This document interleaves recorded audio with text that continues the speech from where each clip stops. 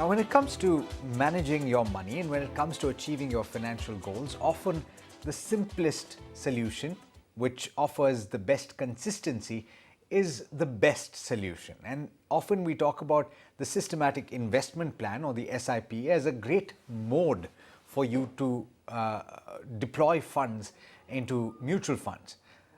To talk about the various options available within SIPs, and there are quite a few to talk about, I have with me Santosh Navlani, the Chief Operating Officer of ET Money. Thank you so much, Santosh, for taking the time, and good evening to you. First of all, would you agree that the SIP is perhaps the most powerful tool that an individual investor can use to build wealth over the long term? Hi, Alex. Yeah, absolutely. I think SIP is possibly the best solution available to retail investors to participate in the Indian capital market story via mutual funds, via maybe NPS, maybe other products. But systematic investment plan, as it's called, it's possibly solves multiple problems that investors face, which is inertia, maybe kind of lack of convenience, or for that matter, even indecisiveness about whether to invest or not. SIP just automates all these decisions into actually investing in a disciplined manner and create wealth in the long run. And I think the numbers you quoted in the beginning of the show, 12,000 odd crore per month coming in into mutual funds industry every month by SIP is possibly one of the biggest reasons that India is becoming almost maybe Atmanirbhar, if I can use that word, in terms of creating or maintaining market levels or creating wealth for the kind of countrymen, and not dependent on the FII money anymore in terms of keeping the markets level up. And I think the data points to that, Santosh, in the context of the last several months in the equity markets here. Because of the turmoil globally, you've seen foreign institutional investors that have been exiting in droves, but still you've had domestic institutional investors that have been buying quite strongly in the equity markets. But I guess that's a conversation for another day. Let's talk about SIPs. And there are various variants to the SIP. I guess to a certain extent, you can call it a tuned up engine in a car that allows you to either go faster or gives you more efficiency depending on what your requirements are. So let's deal with each of these. Let's first talk about the Stepup SIP. What is this concept about and how is it useful? Yeah, Alex. So basically, all the variants of SIP are something which possibly investors should care to know once they have taken care of the basics in first place, which is starting an SIP.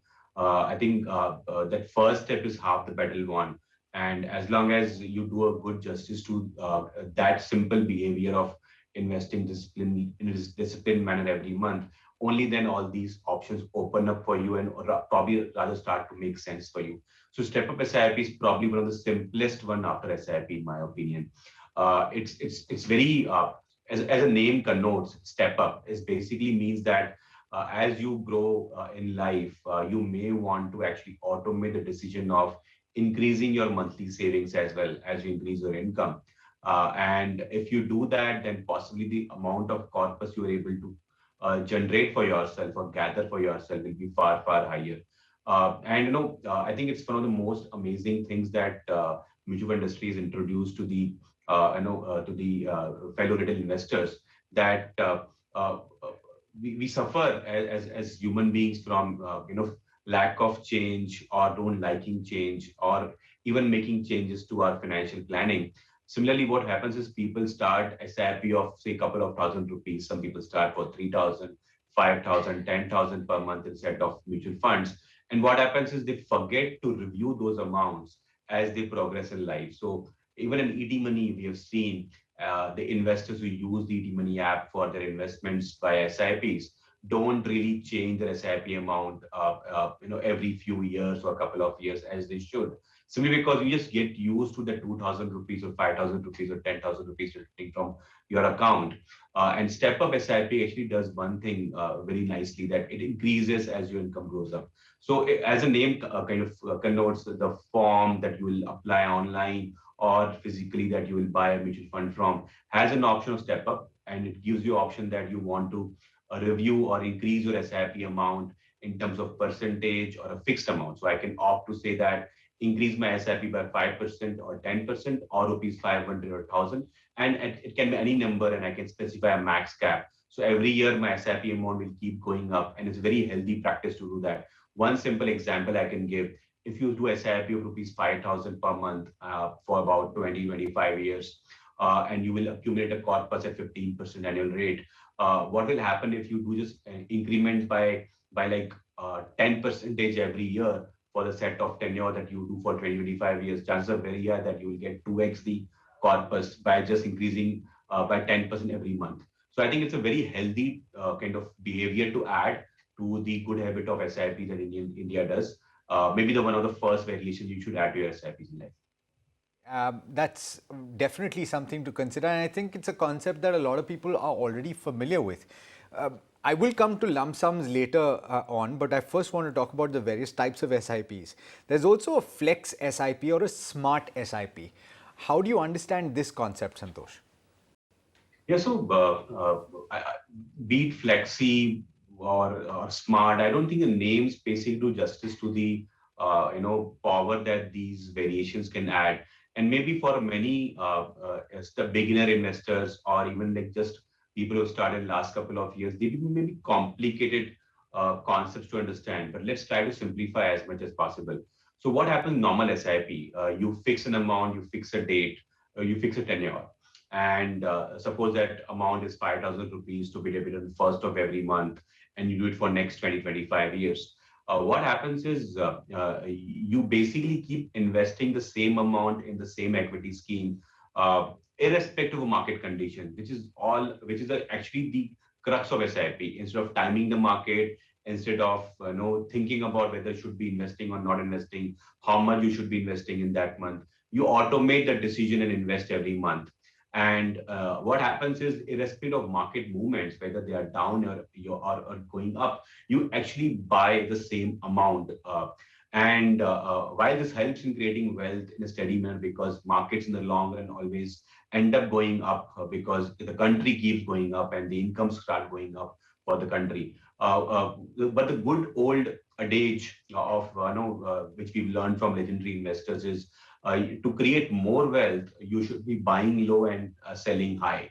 And if you have reached a certain stage where you have a SIP corpus of more than a few lakh rupees, and now you want to take some responsibility that I want to multiply some of my gains without really timing the market and things like that. So mutual fund companies provide variations where you can say that if these kind of things happen, then possibly market is kind of giving a level that it's a low, and these kind of conditions are happening in the marketplace, and the market is telling me that's a bit high. So can I alter my SIP amount as an investor by actually investing lesser when markets are higher and investing more than when markets are lower? And by definition, if I do this, I accumulate more units at a lower end of the market and accumulate lesser units at higher end of the market. And because I automate the behavior of buying low and selling, or like basically investing lesser when it is high, I basically have a higher chance of creating bigger corpus. So it's a bit complicated. So what mutual fund companies have done is provided variations based on P levels, because they denote valuations based on SIP or the fund's gain in the last month. Whether the fund is up by 1%, I'll invest less. Fund is up by 2%, I'll invest lesser. If fund is down by 2%, I'll increase my SIP amount. And similarly, there are different variations like value SIP. What happens there is if my return expectations is like 12 percentage points annually, and I'm basically fund is up more or less 1% every month, then I'll keep my SIP amount constant. But if the funds start delivering better, I will decrease my SIP amount because I'm going to accumulate the corpus simply because the fund is delivering better. Or if the fund basically starts to return lower, then I increase my SIP amount because there's a hope that the return will be higher in the future. So basically, these are slightly more advanced nuances available to retail investors if they wish to use them. I think they can generate pretty good wealth if done rightly. And maybe people can accumulate 10 to 15% extra returns on the corpus level if these kind of innovations are put to use. I think, I guess to a certain extent, if I can look at what happened mid-June to where we stand today, and assume that an SIP may have kicked in between that time and now, we're at the start of August. So midway through, when you saw the market reach a near-term low, 15,200 thereabouts for the Nifty 50, then perhaps you would have had a higher SIP, and where we're at right now, 17,300 thereabouts, it would have changed a little bit based on that dynamic if you had gone for something like this. There is also a trigger SIP. Is that different from the smart SIP? So again, it's a variation, in my opinion, Alex. So trigger SIP basically is based on the some kind of event which happens in the marketplace. So for example, I'll define that a Sensex or a Nifty going down by X percentage points, I would invest. If the NAV falls by a certain percentage points, I will invest. If NAV falls to this level in absolute amount, for example, the fund that I'm investing in, the NAV is rupees 100 when I started investing my SIP for the first time. And if the NAV falls less than 90, I'll increase my SIP amount. So there are variations of smart, flexi, what do you want to call them. As I said, these names may not be the right way to put these innovations. So maybe we require better marketing in the mutual fund industry for these terms. But essentially, there are different manifestations of behaviors of buying low or buying more when the markets are lower, and buying lesser when the markets are higher. But I think one variation which is missing in the marketplace today is I would probably call it asset allocation based SIPs, where I decide which asset class I actually start buying more based on the different levels. And I think if you do that, then the return percentage that you probably can earn in terms of CAGR over long periods of time can be significantly higher compared to normal SIPs. But again, all these variations are important, good to know, healthy to follow, only when you have understood the power of simple, humble SIP. Absolutely, a very fair point. There are a couple of others also. One which is the Perpetual SIP, which I think runs without an end date. I think that's pretty self-explanatory. But there's also a concept, Santosh, with regard to a lump sum investment. That's a different approach to investing in the mutual fund industry or in any asset class, if you can stretch it to that. I think to a certain extent, it's also important to point out that that is not wrong to do. It's not a wrong approach to have, right? If you think about it, if you time it right, it can actually be very beneficial. Can you do a combination of the two?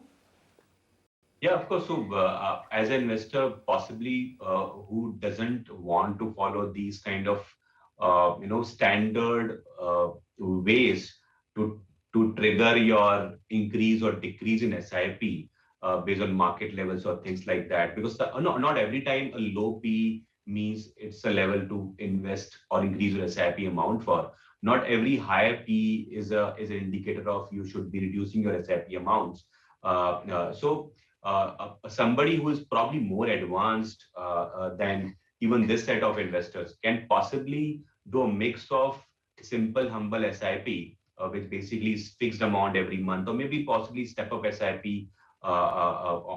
based on the income levels going up. And I as investor, because I'm advanced, maybe I can club a lump sum, which is possibly done in an ad hoc manner to take advantage of market situations. Let's discuss an example. So there are multiple ways where if market for as you said in June was a bit down, and if you look at right from October of 2021 till now, as we're witnessing, markets have been extremely volatile. In fact, 1 year SIP returns have possibly been negative or maybe flat for last 1 year or so, or maybe even for lump sum investment. So what as an investor I can do is let me continue my step up SIP, normal SIP as it may be.